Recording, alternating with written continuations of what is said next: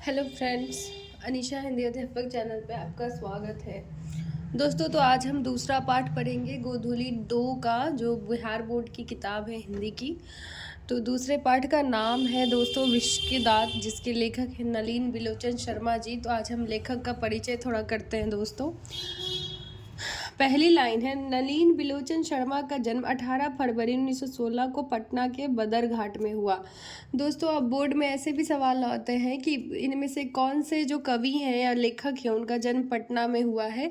तो पहला उसमें से है नलिन बिलोचन शर्मा जी, जिनका जन्म पटना के बदरघाट में हुआ था 18 फरवरी 1916 को।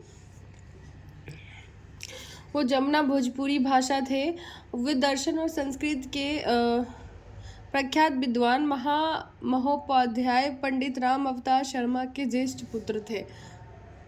माता का नाम लीलावती शर्मा था और उनके व्यक्तित्व निर्माण में पिता के पंडित के साथ उनकी प्रगतिशील दृष्टि की भी बड़ी भूमिका थी। उनकी स्कूल की पढ़ाई पटना कॉलेजिएट स्कूल से हुई है और पटना विश्वविद्यालय से उन्होंने संस्कृत और हिंदी में एमए किया है। वे हरप्रसाद दास जैन कॉलेज आरा रांची विश्वविद्यालय और अंत में पटना विश्वविद्यालय के प्राध्यापक रहे।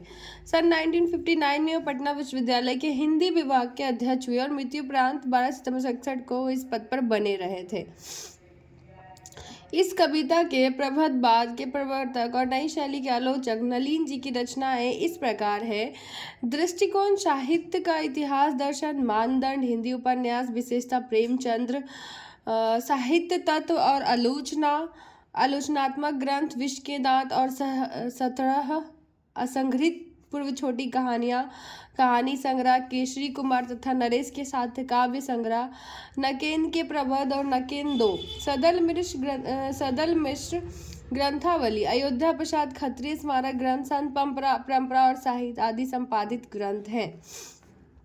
आलोचकों के अनुसार प्रयोगवाद का वास्तविक प्रारंभ नलिन बिलोचन शर्मा जी की कविताओं से है और उनकी कहानियों में मनोवैज्ञानिकता के तत्व समग्रता से उभरकर आए हैं।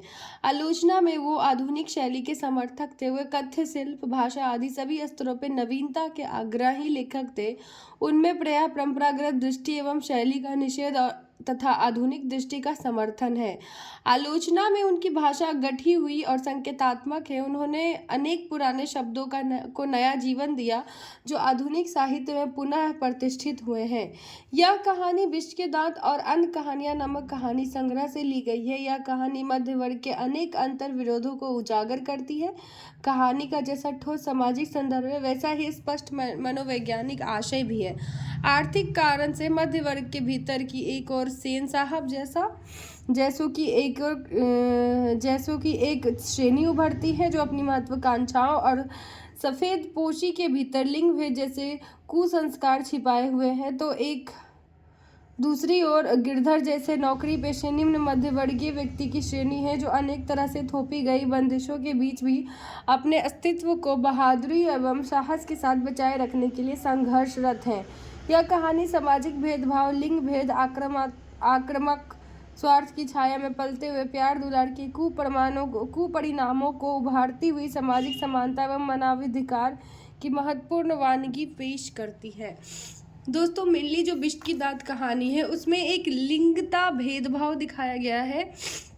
उसमें सेन साहब नाम के व्यक्ति का वर्णन है जिनकी 5 बेटियां थी और इकलौता बेटा था और कैसे बेटियों के लिए बहुत सारे रिस्ट्रिक्शंस थे, बेटे के लिए कोई रिस्ट्रिक्शंस नहीं था।